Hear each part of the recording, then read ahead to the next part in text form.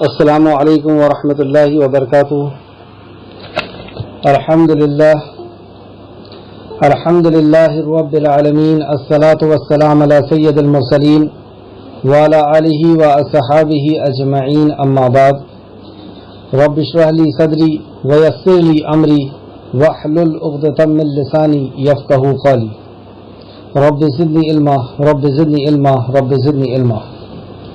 ہر قسم کی تعریف، شکر اللہ رب العزت کے لیے لائق اور زیبا ہے، جو ساری کائنات کا ایک و تنہا خالق، مالک، مربی اور منتظم ہے۔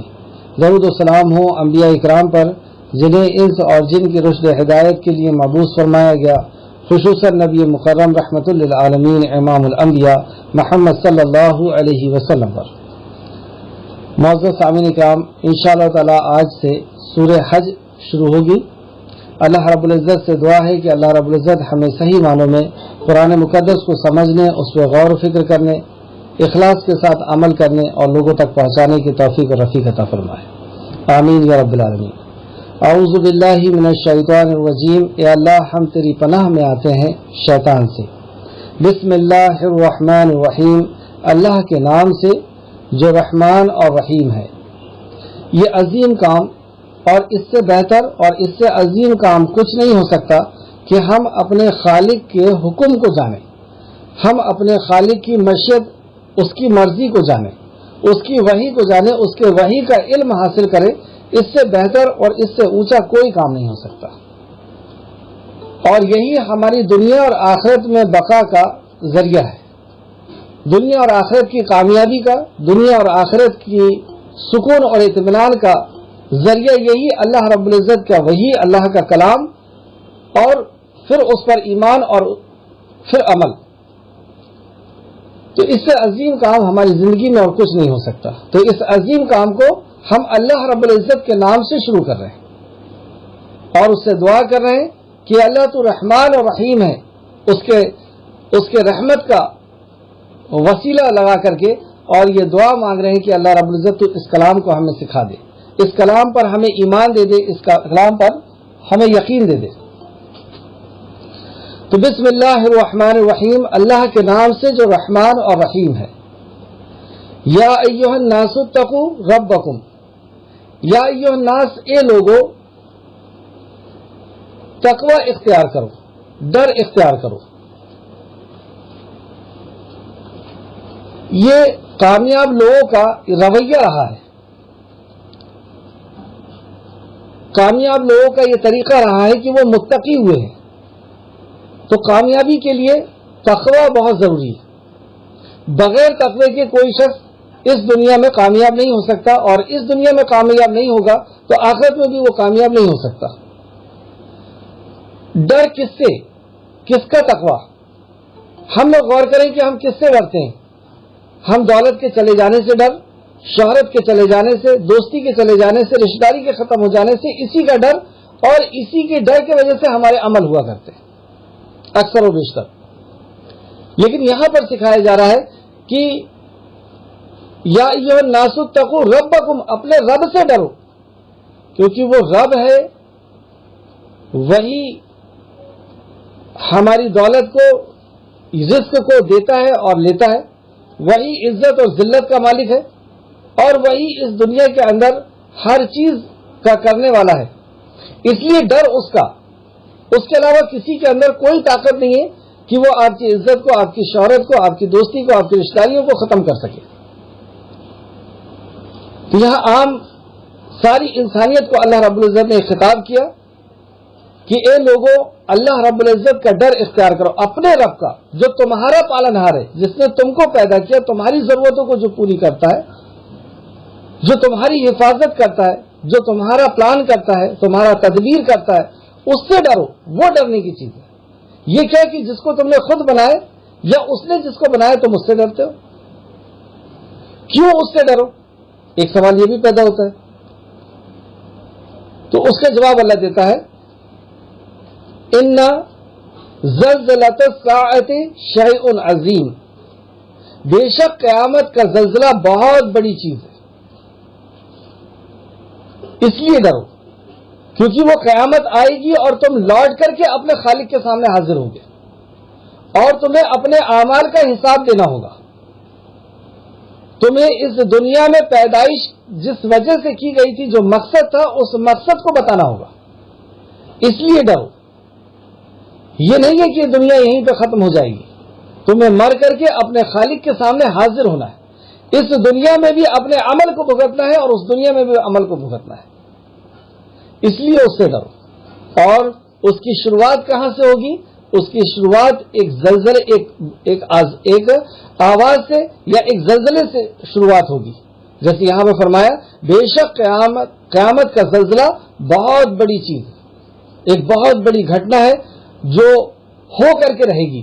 جس طریقے سے یہ دنیا بنی، کوئی بھی چیز آپ دیکھیں جب وہ بنتی ہے تو ایک عمر کے ساتھ بنتی ہے، اور جب اس کی عمر ختم ہوتی ہے تو اس کو ختم ہونا ہوتا ہے. تو یہ دنیا بھی بنی ہے ایک عمر کے ساتھ. جب اس کی عمر ختم ہوگی یعنی اللہ رب العزت قیامت لائے گا اور سب کو ختم کر دے گا. اس تعلق سے ہم دیکھ سکتے ہیں سورہ زلزال آیت نمبر 1 اور 2. اذا زلزلت الارض زلزالها واخرجت الارض اثقالها. جب زمین پورے زور سے ہلا دی جائے گی اور زمین اپنے بوجھ کو نکال دے گی، اس کے اندر جتنے بھی مخلوق ہوں گے، جتنے بھی انسان ہوں گے، سب کو وہ نکال دے گی. تو اللہ نے فرمایا جب زمین پورے زور سے ہلا دی جائے گی اور جب وہ ہلائی جائے گی تو اس کے بعد اللہ رب العزت کے حکم سے جو بوجھ اس کے اندر ہوگا، یعنی جو انسان اس کے اندر ہوں گے، وہ اس کو نکال کر کے باہر کر دے گی. اس طریقے سے سورہ حاقہ آیت نمبر 14 اور 15 میں اللہ فرماتا ہے اور زمین اور پہاڑ دونوں اٹھائے جائیں گے. زمین اور پہاڑ الگ الگ اٹھائے جائیں گے، بس ایک بار کی چوٹ سے دونوں کوٹ کر کے ٹکڑے ٹکڑے کر دیے جائیں گے، ریزہ ریزہ کر دیے جائیں گے.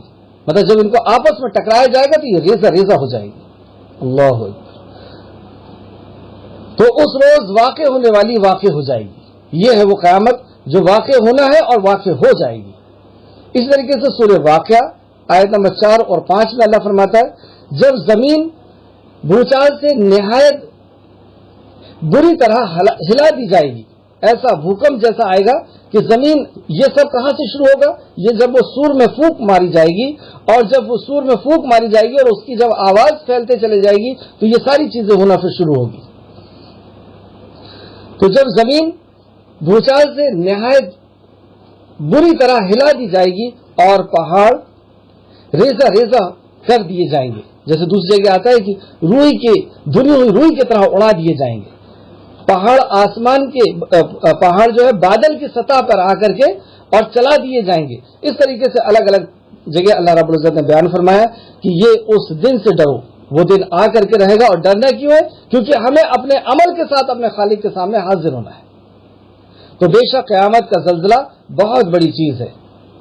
جس دن اسے دیکھیں گے تو یہ حال ہوگا کہ ہر دودھ پلانے والی اسے بھول جائے گی جسے وہ دودھ پلاتی ہے.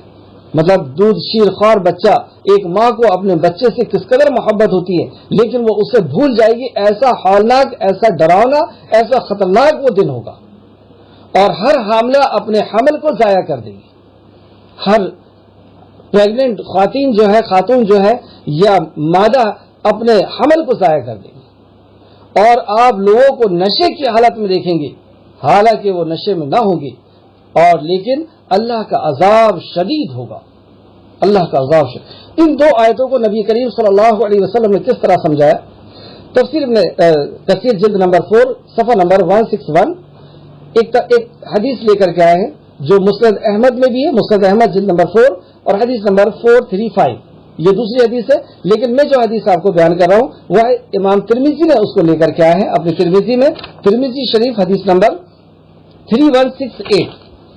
اور بخاری اور مسلم میں بھی دوسری حدیث ہے، وہ بھی میں آپ کو بتاؤں گا. پھر امام ترمذی بیان کرتے ہیں کہ یہ نبی کریم صلی اللہ علیہ وسلم ایک سفر میں تھے اور یہ آیت مبارکہ نازل ہوئی. سفر میں لوگ کچھ آگے تھے، کچھ لوگ پیچھے تھے، کچھ دائیں تھے، کچھ بائیں تھے، کچھ دور دراز میں تھے. تو جب یہ آیت نازل ہوئی تو نبی مکرم نے بلند آواز ان دو آیتوں کو پڑھا. تو جیسی ان آیتوں کو پڑھا تو صحابہ کرام فوراً آپ کے پاس سمٹنا شروع ہو گئے اور سارے کے سارے آپ کے چاروں طرف ارد گرد ہو کر کے اور خاموشی سے انتظار کرنے لگے کہ آپ ان آیتوں کو اب سمجھائیں گے. یہ ارد گرد ہو کر کے کھڑے ہو گئے اور خاموشی سے سننے لگے. یہ مسند احمد جلد نمبر 4 حدیث نمبر 435 کی ہے. اور یہی اس کا شان نزول ہے. اس تعلق سے امام ترمذی نے بیان کیا ہے. آپ بتاتے ہیں کہ نبی کریم صلی اللہ علیہ وسلم نے جب بابلند آواز یہ کہا یا ایھا الناس اتقوا ربکم ان زلزلۃ الساعۃ شیء عظیم، اے لوگوں اپنے رب سے ڈرو، بے شک قیامت کا زلزلہ بہت بڑی چیز ہے. جس دن اسے دیکھو گے تو یہ حال ہوگا کہ ہر دودھ پلانے والی اسے بھول جائے گی جسے وہ دودھ پلاتی ہے، اور ہر حاملہ اپنے حمل کو ضائع کر دے گی، اور آپ لوگوں کو نشے کی حالت میں دیکھیں گے حالانکہ وہ نشے میں نہ ہوگے. اور لیکن اللہ کا عذاب شدید ہے، مطلب اس کی ہولناکی سے ان کے چہرے کی رنگت ایسی ہو جائے گی کہ وہ نشے میں ہے. پھر آپ صلی اللہ علیہ وسلم نے فرمایا کیا تم جانتے ہو کہ یہ کون سا دن ہے؟ صحابہ اکرام نے عرض کیا اللہ اور اس کا رسول صلی اللہ علیہ وسلم زیادہ جانتے ہیں. تو آپ صلی اللہ علیہ وسلم نے فرمایا یہ وہ دن ہوگا جب اللہ تعالیٰ آدم سے فرمائے گا، آدم یعنی ہمارے باپ آدم علیہ السلام سے فرمائے گا کہ جہنم میں جانے والوں کی تعداد کو بھیج دو. اللہ رب العزت یہ جو زلزلے کا دن اور یہ قیامت قائم ہوگی اور حشر کا میدان لگے گا تو آدم علیہ السلام سے کہے گا کہ اپنی اولاد میں سے جہنم کے لیے بھیج دو. تو آدم علیہ السلام عرض کریں گے اے ہمارے پروردگار، جہنم میں جانے والوں کی تعداد کتنی ہے، مطلب کتنے لوگوں کو میں جہنم کی طرف بھیجوں؟ اللہ تعالیٰ فرمائے گا. دیکھیے وہاں پر بھی آرڈر اللہ رب العزت کا چل رہا ہے، آدم علیہ السلام اپنی مرضی سے نہیں بھیج رہے ہیں. جب آدم علیہ السلام نبیوں کے والد اور خود نبی، وہ اللہ رب العزت سے پوچھ رہے ہیں کہ اللہ جہنم کی طرف کس کو بھیجوں؟ جو آج یہ بدعقیدگی جو پھیلا کر کے رکھے ہیں کہ فلاں کے ساتھ چلے جائیں گے اور فلاں پہنچا دیں گے اور فلاں پہنچا دیں گے. آدم علیہ السلام پوچھ رہے ہیں. اور آگے میں بخاری اور مسلم کے حوالے سے بھی اسی قسم کی حدیث آپ کو بتانے والا ہوں کہ جس میں صاف طور پہ یہ پتہ چلتا ہے کہ مالک یوم الدین تو صرف اور صرف اللہ رب العزت ہے. تو آدم علیہ السلام اللہ رب العزت سے پوچھیں گے کہ اے خالق کتنے بھیجوں؟ اللہ تعالیٰ فرمائے گا 999 جہنم میں اور ایک جنت میں. 999 جہنم میں بھیجو اور ایک جنت میں. چنانچہ یہ سن کر مسلمانوں نے رونا شروع کر دیا اور رسول کریم صلی اللہ علیہ وسلم نے فرمایا کیوں رونا شروع کر دیا؟ ایسا یقین تھا نبی کریم صلی اللہ علیہ وسلم کی بات پر کہ آپ نے جو فرما دیا ہے وہ بعین ویسا ہی ہونے والا ہے. وہ گھبرا گئی کہ ہمارا کیا ہوگا؟ 1000 میں سے ایک نکلنے والے ہیں تو میرا اس میں نمبر لگے گا نہیں. ان کے چہرے کی رنگت بدل گئی، ان کا چہرہ بدلنا شروع ہو گیا، رونا شروع کر دیے. تو پھر نبی کریم صلی اللہ علیہ وسلم نے فرمایا ہے کہ اعتدال اختیار کرو اور درست اعمال بجالاتے رہو، یعنی عدل اور انصاف کے ساتھ، اعتدال کے ساتھ، ہر چیز کے اندر نہ کمی ہو نہ زیادتی ہو، اور عمل اختیار کرتے رہو. پھر آپ نے فرمایا ہر نبوت سے پہلے دور جہالت ہوتی ہے، مطلب نبی کے آنے کے پہلے جہالت کا دور ہوتا ہے، لوگ شرک اور بدعت کے اندر گمراہ رہتے، تو ہر نبوت سے پہلے دور جہالت کا دور ہوتا ہے. لہذا اس تعداد کو دور جہالت سے لیا جائے گا، مطلب جو زیادہ تعداد ہوگی وہ دور جہالت سے لی جائے گی، وہ دور جو جہالت کا دور ہے جس دور میں نبی نہیں آئے ہیں. اگر تعداد پوری ہوگی تو صحیح اور منافقوں سے اس کی تعداد کو مکمل کیا جائے گا. تمہاری مثال اور سابق امتوں کی مثال ایسی ہے جیسے جانور کے ہاتھ پر تل ہو یا جیسے اونٹ کے پہلو میں کوئی نشان ہو. پھر آپ صلی اللہ علیہ وسلم نے فرمایا مجھے امید ہے کہ تم اہل جنت کا 1/4 حصہ ہوگے. یہ سن کر کے صحابہ اکرام نے اللہ اکبر کہا. پھر آپ صلی اللہ علیہ وسلم نے فرمایا مجھے امید ہے تم اہل جنت کا 1/3 حصہ ہوگے. یہ سن کر صحابہ نے اللہ اکبر کہا. پھر آپ نے فرمایا مجھے امید ہے کہ تم اہل جنت کے نصف حصے میں سے ہوگے، یعنی آدھے حصے میں سے ہوگے. اس سے پتہ چلا کہ صحابہ کرام کا کیا مقام اور مرتبہ ہے. ترمذی نے اس کو روایت کیا ہے اور ترمذی نے اس حدیث کو حسن صحیح قرار دیا ہے. ترمذی شریف حدیث نمبر 3168. امام بخاری اور مسلم نے بھی ایک حدیث اس تعلق سے لے کر کے آئے ہیں.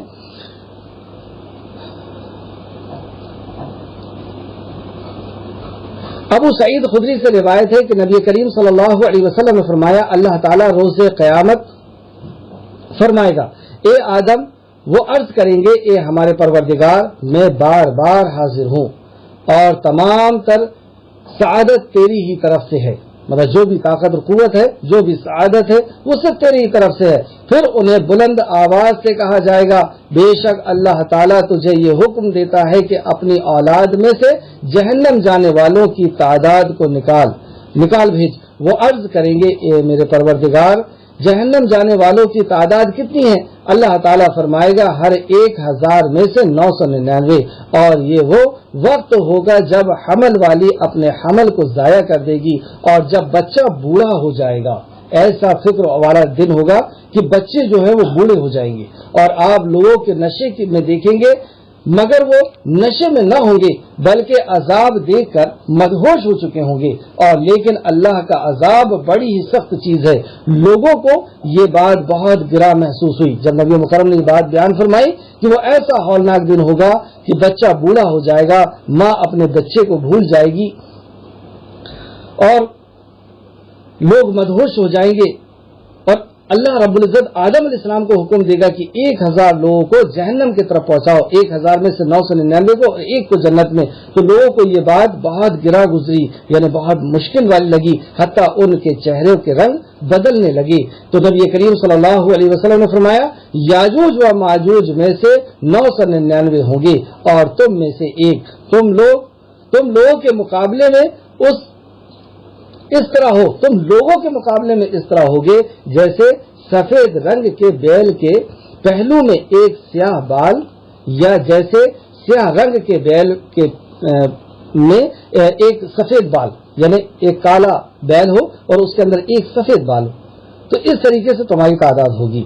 مجھے امید ہے کہ تم اہل جنت میں سے 1/4 ہوگے۔ یہ سن کر ہم نے اللہ اکبر کہا، پھر آپ نے فرمایا تم اہل جنت میں 1/3 ہوگے۔ ہم نے اللہ اکبر کہا، آپ نے فرمایا کہ تم اہل جنت کے نصف کے برابر ہوگے، یعنی آدھے کے برابر ہوگے، تو ہم نے اللہ اکبر کہا۔ اسے امام بخاری نے روایت کیا ہے، بخاری شریف حدیث نمبر 4741، مسلم شریف حدیث نمبر 222، بخاری 4741، مسلم 222۔ اس طریقے سے ایک اور حدیث دیکھتے ہیں جو دعوت القرآن میں بیان کی گئی ہے بخاری کے حوالے سے۔ سیدنا عائشہ بیان کرتی ہیں کہ رسول کریم صلی اللہ علیہ وسلم نے فرمایا تم قیامت کے دن ننگے بدن، ننگے پاؤں اور بغیر ختنے کے جمع کیے جاؤ گے۔ سیدنا عائشہ رضی اللہ عنہا کہتی ہیں کہ میں نے عرض کیا اے اللہ کے رسول، تو کیا مرد عورتوں کو ایک دوسروں کو دیکھیں گے؟ آپ نے فرمایا وہ ایسا سخت معاملہ ہوگا کہ کوئی اس کا خیال بھی نہ رکھے گا۔ ایسا سخت معاملہ ہوگا، ایسی گھٹنا اور ایسا وہ عذاب کا دن ہوگا کہ کسی کو ہوش ہی نہیں ہوگا کسی کی طرف۔ اسے امام بخاری نے روایت کیا، بخاری شریف حدیث نمبر 6527۔ جس طرح ہم اس دنیا میں آئے ہیں اسی طرح وہاں پر بھی ہمیں پھر سے پیدا کیا جائے گا۔ جس طرح آدم علیہ السلام کو اللہ نے پیدا کیا، اب پوری آدم ذات کو اللہ رب العزت اسی طرح پیدا کرے گا، بغیر ماں باپ کے مٹی سے، اور پہلی بار پیدا کر کے اللہ رب العزت نے دکھا دیا۔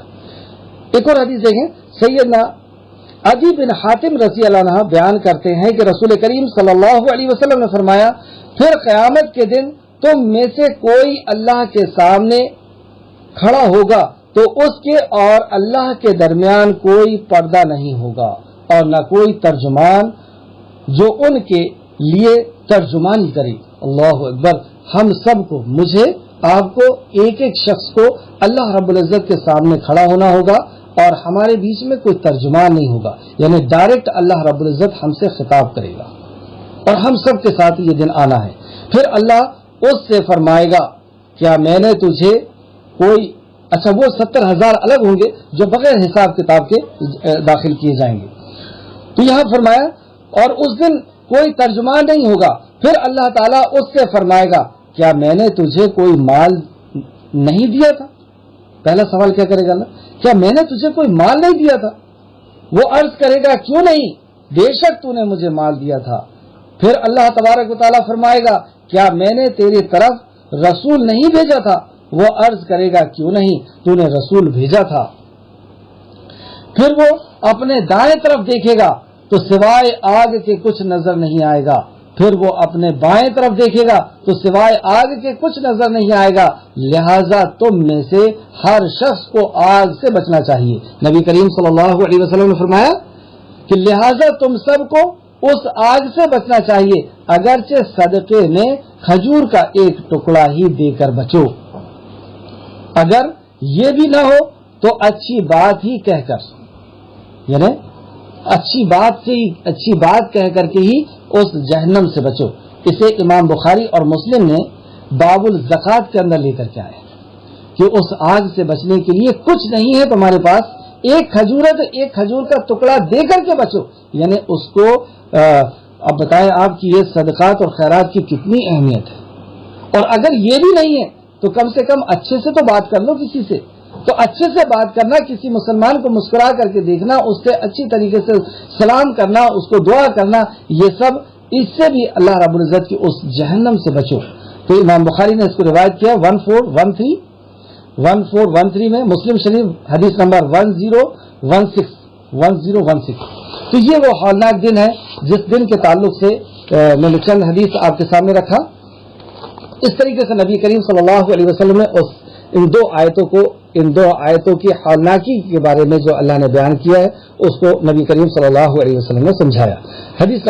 آیت نمبر 3 سورہ حج کی، اور لوگوں میں سے بعض ایسے ہیں جو اللہ کے بارے میں علم کے بغیر بحث کرتے ہیں۔ لوگوں میں بعض ایسے بھی ہیں جو علم نہیں ہے، نہ وحی کو جانتے ہیں، نبی کے فرمان کو جانتے ہیں، کچھ نہیں جانتے، زبردستی بحث کرتے ہیں کہ مر جائیں گے تو کیسے زندہ ہوں گے، جب ہماری ہڈیاں بوسیدہ ہو جائیں گی، سوکھ کر کے ختم ہو جائیں گے، مٹی میں ہم مل جائیں گے تو پھر کیسے دوبارہ پیدائش ہوگی۔ اور یہ بحث، اللہ کی قدرت کے بارے میں بحث، اللہ کے کلام کے بارے میں کا انکار اور شریعت کا انکار، نبی کا انکار، کتابوں کا انکار، یہ اللہ رب العزت کے بارے میں بغیر علم کے بحث کرتے ہیں۔ تو ان لوگوں کے تعلق سے اللہ آگے فرماتا ہے اور ہر سرکش شیاطین کی اتباع کرتے ہیں۔ تو جب یہ اللہ کی اتباع، اللہ رب العزت کے حکم پر نہیں چلیں گے، نبی کی اتباع نہیں کریں گے، اللہ کے حکم پہ نہیں چلیں گے، تو ظاہر سی بات ہے کہ پھر جس طریقے سے یہ زندگی جئیں گے وہ سارے طریقے طاغوتی طریقے ہیں، وہ سارے طریقے اپنے خود کے بنائے ہوئے، اپنے معاشرے کے بنائے ہوئے، اپنے باپ دادا کے بنائے ہوئے، جو اللہ رب العزت کے کلام اور نبی کے فرمان کو چھوڑ کر کے چلے گا وہ شیاطین کے نقش قدم پر چل رہا ہے۔ پھر سے دیکھیں، اور لوگوں میں سے بعض ایسے ہیں جو اللہ کے بارے میں علم کے بغیر بحث کرتے ہیں اور وہ ہر سرکش شیاطین کی اتباع کرتے ہیں۔ دیکھیے، انسان کی نافرمانی کی جو اصل وجہ ہے وہ یہی ہوتی ہے کہ وہ آخرت پر بحث کرے اور آخرت کا انکار کر دے یا آخرت پر شک کرے، یہیں سے اس کے عمل کے اندر بگاڑ شروع ہوتا ہے۔ آگے اللہ فرماتا ہے اس کے بابت لکھ دیا گیا ہے، یعنی جو شیطان کی اتباع کرے گا، جو شیطان کی پیروی کرے گا، یعنی قرآن و حدیث ایک طرف ہے اور قرآن حدیث کے علاوہ جس بھی طریقے سے وہ زندگی جی رہا ہے تو وہ شیطان کی اتباع کر رہا ہے۔ تو وہ شیطان کی جو اتباع کر رہا ہے تو اس کے بارے میں اللہ رب العزت نے ایک بات لکھ دی ہے، اور وہ کیا ہے؟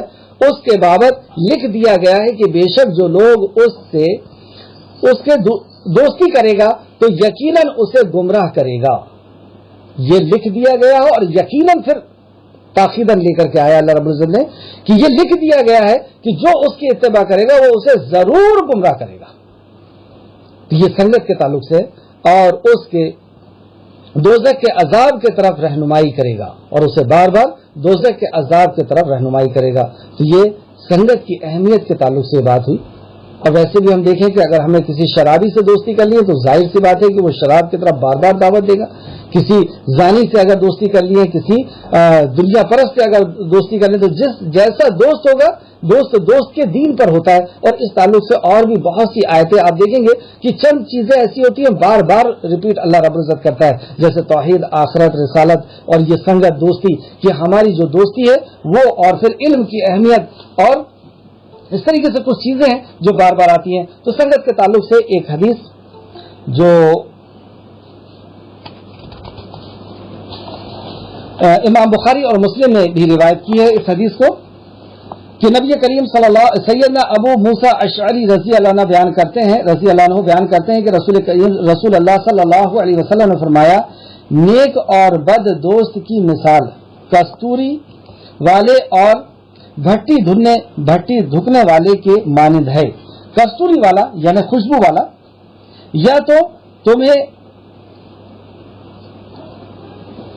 کچھ دے دے گا، یعنی جو کستوری بیچنے والا ہے، خوشبو بیچنے والا ہے، یا تو تمہیں خوشبو میں سے کچھ خوشبو دے دے گا یا تم اس سے خرید لو گے یا تم اس سے کچھ خوشبو ویسے ہی حاصل کر لو گے.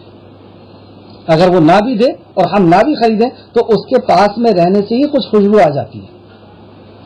اور بھٹی دھکنے والا یا تو تمہیں کچھ نہ کچھ وہ بھی دے گا، اگر وہ بھٹی دھک بھی رہا ہے تو کچھ نہ کچھ آگ کی چنگاری اڑ کر کے کپڑے میں لگے گی اور کپڑے کو جلا دے گی، یا تم اس سے بدبو ضرور حاصل کرو گے. پھر نبی مکرم نے فرمایا، کتنی پیاری مثال نبی کریم صلی اللہ علیہ وسلم نے ایک دوست کی دی ہے کہ اگر دوست تمہارا صحیح ہے تو تم اس کے عمل سے، اس کی بات سے، اس کے طور طریقے سے، ہر چیز سے تم کچھ نہ کچھ سیکھو گے. یا تو وہ تمہیں نصیحت کرے گا اور اس نے اگر نصیحت نہیں بھی کیا، تم نے نصیحت نہیں بھی لیا تو بھی تم اس سے اس کے عمل کو دیکھ کر کے، اس کی بات کو سن کر کے کچھ نہ کچھ فائدہ ضرور اٹھا لو گی. اور اگر دوست صحیح نہیں ہے تو وہ اس بھٹی والے کی طرح ہے کہ بدبو بھی ملے گی اور وہ چنگاریاں بھی اڑے گی جو تمہارے جسم کو، تمہارے کپڑے کو جو ہے داغدار کرے گی. اور یہ ہے بخاری شریف کی حدیث، بخاری شریف حدیث نمبر 5534 مسلم شریف حدیث نمبر 2628. تو اللہ رب العزت سے دعا ہے کہ اللہ رب العزت ایسی دوستی سے ہمیں محفوظ رکھے. ہمیں جو اللہ رب العزت کے شیاطین کی دوستی، شیطان کو جو اللہ کا نافرمان ہے، اللہ نے اس کو شیطان کہا. ابلیس نے نافرمانی کی، وہ شیطان ہو گیا. اور سورہ ناس میں بھی پتہ چلتا ہے کہ انسانوں میں بھی شیطان ہوتے ہیں. جو اللہ کی نافرمانی کرتا ہے وہ شیطان ہے. تو اس کی دوستی سے ہمیں بچنا چاہیے جو اللہ کے نافرمان ہے. پچھلی جو آیت گئی یعنی آیت نمبر 3، جس میں ان لوگ بحث کر رہے تھے آخرت کے بارے میں کہ وہ کیسے آئے گی، اللہ کے علم کے بغیر بحث کر رہے تھے، اسی تعلق سے اللہ رب العزت آیت نمبر 5 کے اندر فرماتا ہے، یا ایھا الناس ان کنتم فی ریب من البعث یا ایھا الناس، اے وہ لوگو، ان کنتم، اگر ہو تم، فی ریب، اگر تم شک میں ہو، ریب ہے تم کو شک ہے، من البعث یعنی اٹھائے جانے پر، پھر سے زندہ کیے جانے پر، مرنے کے بعد کی زندگی پر. اور یہی شک ہوتا ہے جو نافرمانی کی اصل وجہ میں سے ہوتا ہے. جس کو مرنے کے بعد کی زندگی کا یقین نہیں ہوگا وہ اللہ رب العزت کی ہر نافرمانی کے کام کرے گا، کیونکہ مرنے کے بعد کا کوئی تصور ہی نہیں. اور ہم لوگوں کے اندر بھی جتنا کمزور اس کا ایمان ہوتا چلا جائے گا مرنے کے بعد کی زندگی کا، ہمارے اعمال کے اندر اتنی کمزوری آتی جائے گی. اور جتنا زیادہ یقین ہمارا مضبوط ہوتا جائے گا کہ مرنا ہے اور اپنے خالق کے سامنے حاضر ہونا ہے، ہمارے عمل کے اندر اتنی زیادہ مضبوطی آنے لگے گی. اس تعلق سے اگر تمہیں شک ہو تو اللہ رب العزت نے 2 بہت اچھی مثال بیان کر کے بتائی آیت نمبر 5 کے اندر کہ دیکھو اللہ رب العزت قادر ہے پھر سے پیدا کرنے پر، اور وہ تمہیں پیدا کرے گا. مثال اللہ رب العزت نے اس طرح دی، فَإِنَّا خَلَقْنَاكُم مِّن نُطْفَةٍ، تمہیں علم ہونا چاہیے، مطلب تمہیں پتہ ہونا چاہیے اس بارے میں. کس بارے میں؟ جو تم شک کر رہے ہو. جیسے اللہ نے فرمایا، اے لوگوں، اگر تمہیں دوبارہ جی اٹھنے کے متعلق شک ہے تو تمہیں علم ہونا چاہیے، بلا شبہ ہم نے ہی تمہیں مٹی سے پیدا کیا. فَإِنَّا خَلَقْنَاكُم مِّن نُطْفَةٍ، ہم نے تمہیں تخلیق کیا فَإِنَّا خَلَقْنَاكُم مِّن تُرَابٍ، تراب سے ہم نے تم کو پیدا کیا یعنی مٹی سے پیدا کیا. ثُمَّ مِن نُطْفَةٍ، اور پھر نطفے سے پیدا کیا. ثُمَّ مِن عَلَقَةٍ، اور پھر علق سے یعنی جمے ہوئے خون کے پھٹکی سے. ثُمَّ مِن مُضْغَةٍ، پھر گوشت کے لوتھڑے سے، پھر اس کو گوشت کے لوتھڑے کی شکل دے دیا. یعنی پہلے مٹی سے پیدا کیا، مٹی سے نطفہ. انسان کی پیدائش کی اسٹیپ بتائی جا رہی ہے. نطفہ کیسے بنا؟ جو ہم نے غذا کھائی اس سے بنا. اور وہ غذا کیسے پیدا ہوئی؟ وہ مٹی سے پیدا ہوئی. تو گویا کہ شروعات جو ہے وہ مٹی سے غذا پیدا ہوئی، غذا کو کھا کر کے نطفہ بنا، اور نطفے سے پھر جو ہے علقہ بنایا اللہ رب العزت نے، ایک جمع ہوا خون بنایا، اور پھر اس کو گوشت کی شکل دیا، اور پھر اس کے بعد اسے پھر گوشت کے لوتھڑے سے جو واضح شکل و صورت اور غیر واضح شکل و صورت والا بنایا، یعنی ادھورا بنایا اللہ رب العزت نے، تاکہ ہم تمہاری لیے اپنی قدرت کی واضح کریں، تاکہ ہم تمہیں اپنی قدرت سے واضح کریں. پھر اللہ رب العزت نے اپنی قدرت سے واضح کیا کہ یہ مرد ہوگا یا عورت ہوگی، میل ہوگا فیمیل ہوگا، کلر کیسا ہوگا، یا اور بھی جو دوسری چیزیں ہیں وہ سب اللہ رب العزت نے اپنی قدرت سے پیدا کیا. اور ہم جسے کے متعلق چاہیں اسے مقررہ مدت تک رحم میں ٹھہراتے ہیں. تو یہاں پر بھی ایک مقررہ مدت تک اللہ رب العزت فرماتا ہے کہ ہم تمہیں رحم میں ٹھہراتے ہیں. یعنی دیکھتے ہیں آپ کہ کوئی 9 مہینے کے اندر اس دنیا کے اندر تشریف لاتا ہے، کوئی 8 مہینے میں، کوئی 9 مہینے میں، اور کوئی 7 مہینے میں، کوئی 9 مہینے کچھ دن میں. تو اللہ رب العزت نے ایک وقت مقرر کیا ہے کہ کس وقت میں انسان کو اس دنیا کے اندر واپس آنا ہے. پھر تمہیں ایک بچے کی صورت میں نکالتا ہے، ایک بچے کی صورت میں تمہیں اس دنیا کے اندر لے کر کے آتا ہے. یہ ہے کہ 3 اندھیروں کے پیچھے اللہ رب العزت 3 پردوں کے پیچھے انسان کو بناتا ہے، ان کو تراشتا ہے. ان کا یہ اللہ رب العزت کی قدرت کا ایک عظیم شاہکار ہے. تو جس نے اسے اس انداز میں پیدا کیا کہ تم کوئی چیز نہ تھے، مٹی سے تمہاری شروعات کیا، تو کیا اللہ رب العزت پھر سے پیدا نہیں کر سکتا؟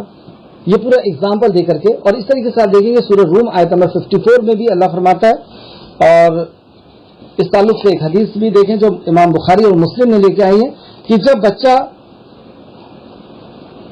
ماں کے کوکھ کے اندر ہوا کرتا ہے تو اللہ رب العزت اس کے لیے کیا حکم فرماتا ہے. جیسا کہ صحیحین میں حضرت ابن مسعود رضی اللہ عنہ سے روایت ہے کہ رسول کریم صلی اللہ علیہ وسلم نے ہم سے بیان فرمایا، اور آپ صادق اور امین ہیں، تم میں سے ایک کی تخلیق کو اس کی ماں کے پیٹ میں 40 دن اور 40 راتیں تک جمع کر کے رکھا جاتا ہے. مطلب وہی نطفے کی شکل میں 40 دن اور 40 راتوں تک جمع کر کے رکھا جاتا ہے. پھر وہ 40 راتوں تک گوشت کا لوتھڑا بن جاتا ہے. پھر اس طرح 40 راتوں تک وہ بوٹی بن جاتا ہے، یعنی بوٹی کی شکل میں اس کو اللہ رب العزت رکھتا ہے. پھر اللہ تعالیٰ اس کے طرف فرشتے کو بھیجتا ہے اور اسے 4 باتوں کا حکم دیا جاتا ہے. اس کا رزق، دیکھیے ہمارے آنے کے پہلے اللہ رب العزت نے ہمارے رزق کو لکھوا دیا فرشتے سے. جس رزق کو پانے کے لیے جو مقدر ہے، اس کو پانے کے لیے ہم اپنی ساری صلاحیتوں کو اور سارے وقت کو لگا رہے ہیں، اور جو محنت مشقت سے آئے گا اس کے لیے ہماری کوئی فکر نہیں. آخرت جو ہے وہ مشقت سے ملے گی اور رزق مقدر سے ملے گا. لیکن ہم نے الٹا کر دیا، ہم نے یہ سمجھ لیا کہ آخرت تو مقدر سے ملے گی اور دنیا ہماری مشقت سے ملے گی. تو اللہ رب العزت نے جو سب سے پہلے ماں کے کوکھ کے اندر بچے کے تعلق سے فرشتے کو بھیجا، تو اس نے سب سے پہلی چیز جو لکھا کہ اس کا رزق لکھ دو اور اس کا عمل لکھو، اور اسے عمر لکھائی جاتی ہے.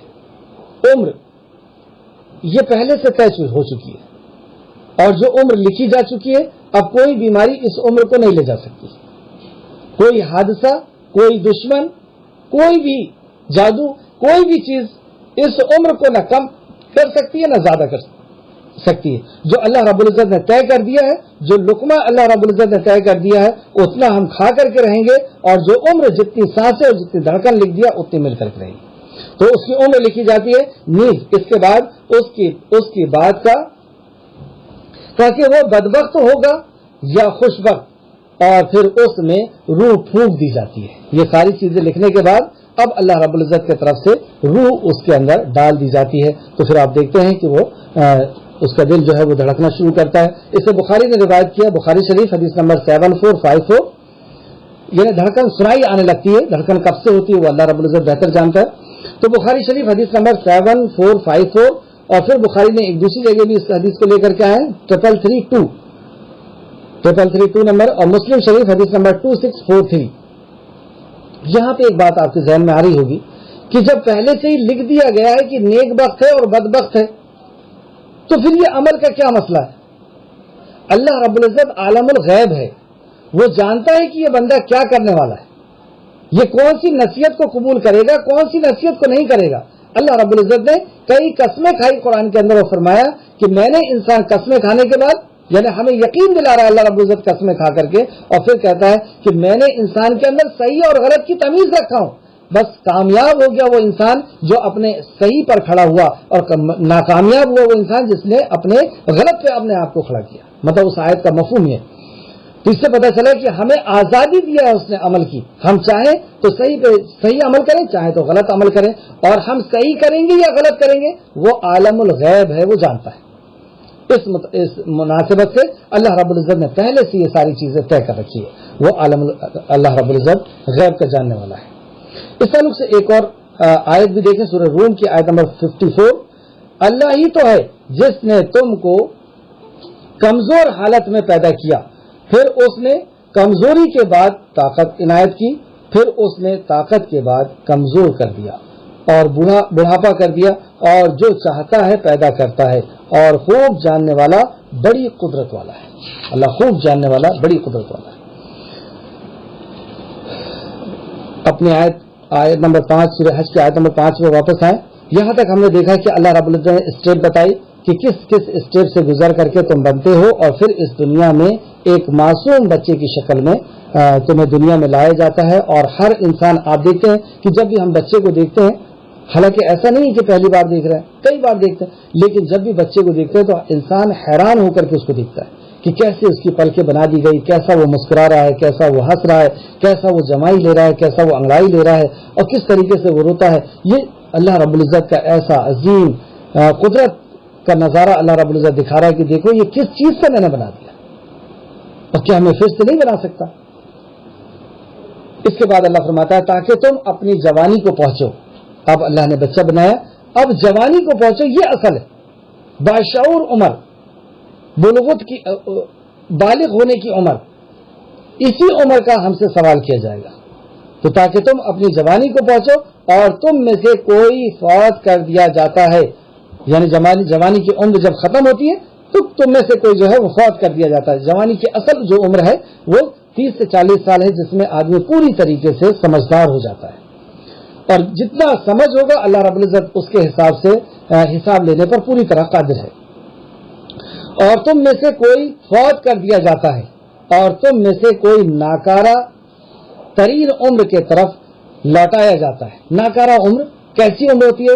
تاکہ وہ جاننے کے بعد کچھ بھی نہ جانے. یہ ایسی عمر ہوتی ہے کہ یادداشت کمزور ہو گئی, دکھنا کمزور ہو گیا, اور چلنا پھرنا ہر چیز کمزور, یعنی وہ خود اپنے لیے بھی کوئی فائدہ مند چیز نہیں بچا اور دوسرے کے لیے بھی کوئی فائدہ مند چیز نہیں بچا.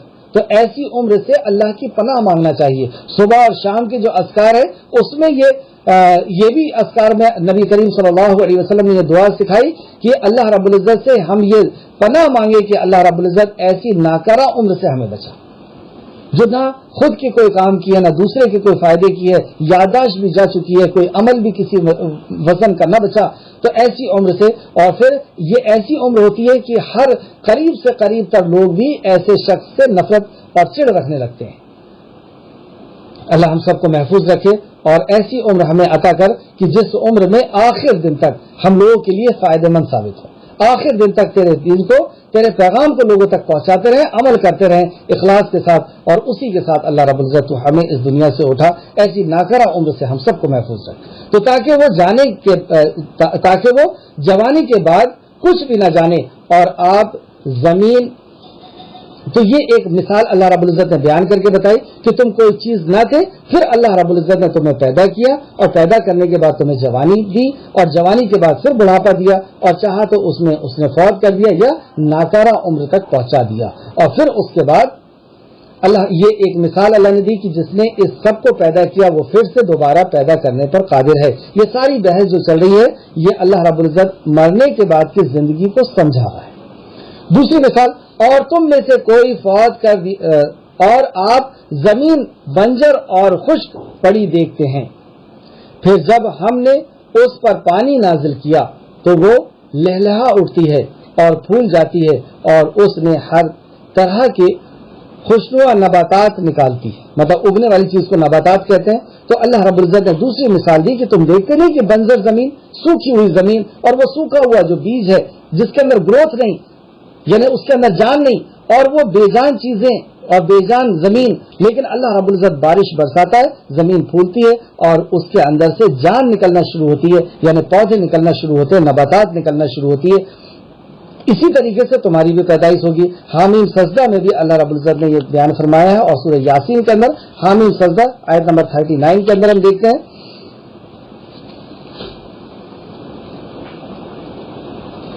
یقیناً وہ ذات جس نے زمین کو زندہ کیا وہی مردہ کو زندہ کرنے والا ہے، بے شک وہ ہر چیز پر خوب قادر ہے.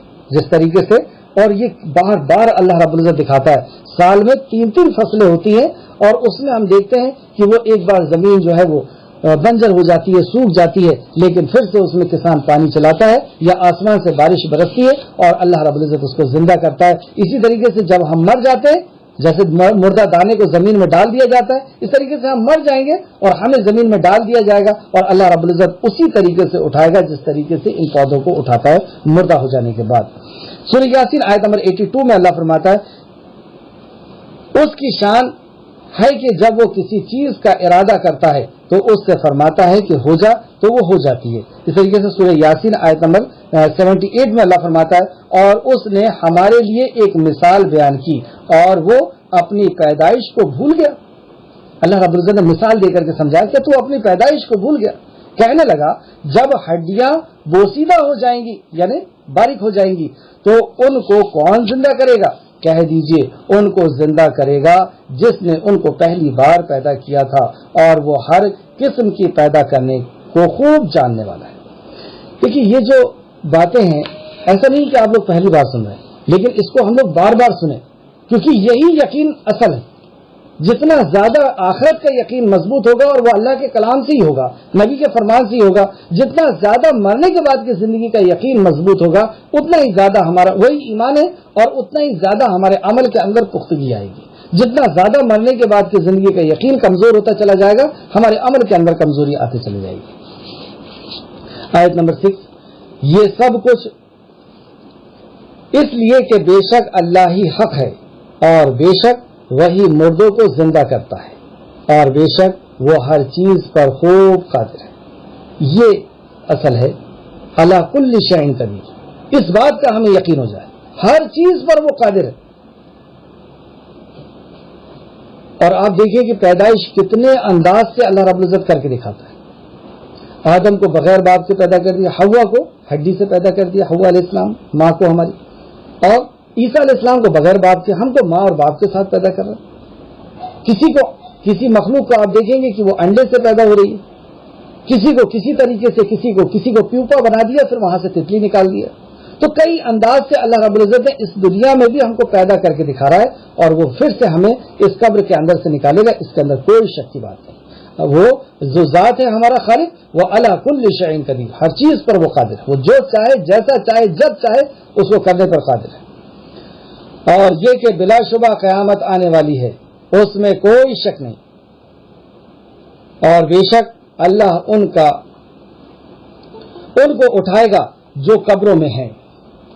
قیامت، پھر سے آیت نمبر 7 دیکھیں، اور یہ کہ بلا شبہ قیامت آنے والی ہے، اس میں کوئی شک نہیں کہ قیامت آئے گی، اور بے شک اللہ ان کو اٹھائے گا جو قبروں کے اندر ہے. کیا پتہ چلا کہ جو قبر کے اندر ہے ان کو اٹھانے کی قدرت صرف اور صرف اللہ کی ہے، کوئی اور ان کو نہیں اٹھا سکتا. جیسے کوئی شخص اگر سویا ہوا ہے تو میں ان کو جا کر کے اٹھا سکتا ہوں کہ اٹھیے، مجھے 100 روپے کی ضرورت ہے، 100 روپے دے دیجیے.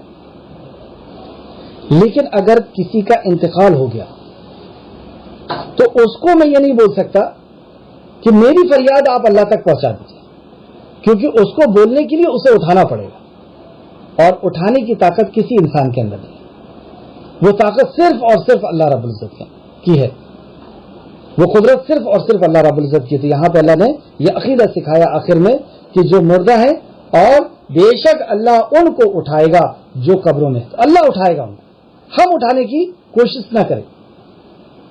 اور اس ضمن کی اور بھی کئی آیتیں جو ہے وہ گزر چکی ہیں، آگے دیکھتے ہیں آیت نمبر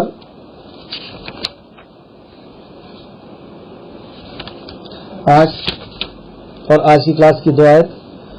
اور لوگوں میں سے بعض ایسے ہیں جو اللہ کے بارے میں بغیر علم کے، بغیر ہدایت اور بغیر روشن کتاب کے بحث کرتے ہیں۔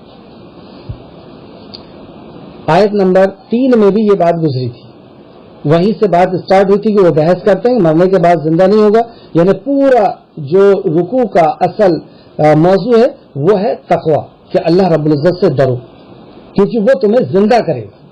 تو زندہ کرنے پہ تمہیں شک ہوا، تو اس شک کو اللہ رب العزت نے ختم کیا، اور یہ شک تم زبردستی کی بحث سے کر رہے تھے، جس کا تمہیں کتاب سے نہ علم تھا، نہ حکمت سے علم تھا، نہ تمہیں کسی چیز کا اس سے علم نہیں تھا۔ پھر سے آپ دیکھیں، اور لوگوں میں سے بعض ایسے ہیں جو اللہ کے بارے میں بغیر علم، بغیر ہدایت، بغیر ہدایت، ہدایت کس کو کہتے ہیں؟ وہی اللہ کے کلام، نبی کے فرمان کو، ہدایت اور بغیر روشن کتاب کے بحث کرتے ہیں۔ تکبر کی وجہ سے پہلو تہی کرتے ہیں، مطلب یہ جو انکار کر رہے ہیں، یہ انکار کو اصل میں تکبر کہتے ہیں، کہ اللہ رب العزت ہمیں نہیں زندہ کر سکتا یا نہیں پیدا کر سکتا، تو یہ پہلو تہی کرتے ہیں تاکہ وہ ان لوگوں کو اللہ کے راستے سے بہکائیں۔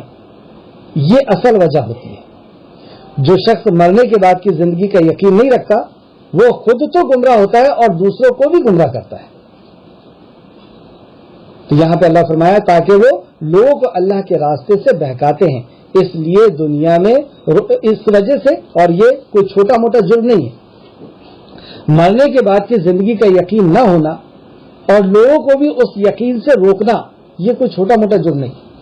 اس جرم کے تعلق سے آیت نمبر 9 کے اندر اللہ رب العزت فرماتا ہے لہو فی الدنیا خزی، اس کے لیے دنیا کی زندگی میں بھی عذاب ہے، اس کے لیے دنیا کی رسوائی ہے، اور یوم قیامت ہم اسے جلانے کا عذاب چکھائیں گے۔ اس کا اگر یقین نہیں آیا ہمیں کہ مرنے کے بعد ہمارا خالق، اگر یقین آ گیا تو ہم مومنوں میں ہو جائیں گے، اور اللہ نے پھر مومنوں کے لیے فرما دیا ولی الذین آمنوا یخرجوہم من الظلمات الی النور، اللہ ولی ہے مومنوں کا، اللہ دوست ہے، اللہ کارساز ہے مومنوں کا۔ اگر ایمان آخرت پر آ گیا تو اتنے قیمتی، اور اگر آخرت پر ایمان نہیں آیا یا تو اس کا انکار کر دیا یا شک میں ہے، تو پھر دنیا میں اللہ رب العزت ذلیل کرے گا، بے عزت کرے گا، عذاب دے گا، اور آخرت میں جلنے والا عذاب دے گا، جہنم کا عذاب دے گا۔ اللہ ہم سب کو محفوظ رکھے اور مرنے کے بعد کی زندگی کا یقین ہمارے دل دماغ کے اندر مضبوط کرے۔ آیت نمبر 10، کہا جائے گا یہ اس کا بدلہ ہے جو تیرے دونوں ہاتھوں نے آگے بھیجا، کیونکہ یقین نہیں تھا تو عمل اپنی مرضی کے رہے، شیطانی طاغوتی عمل پر عمل کیا، شیطان کے بتائے ہوئے طریقے پہ عمل کیا، اپنی مرضی کے یا سماج کے طریقے پہ عمل کیا، جو چیز اچھی لگی بس وہ عمل کیا۔ تو اس تعلق سے اللہ نے فرمایا آیت نمبر 10 کے اندر، کہا جائے گا یہ اس کا بدلہ ہے جو تیرے دونوں ہاتھوں نے آگے بھیجا تھا، اور بے شک اللہ اپنے بندوں پر ظلم کرنے والا نہیں۔ یہاں پر بھی ایک مسئلہ کہ جو تو نے آگے بھیجا ہے وہ تجھے ملا، یعنی ہمیں کسی دوسرے کا نہیں مل سکتا۔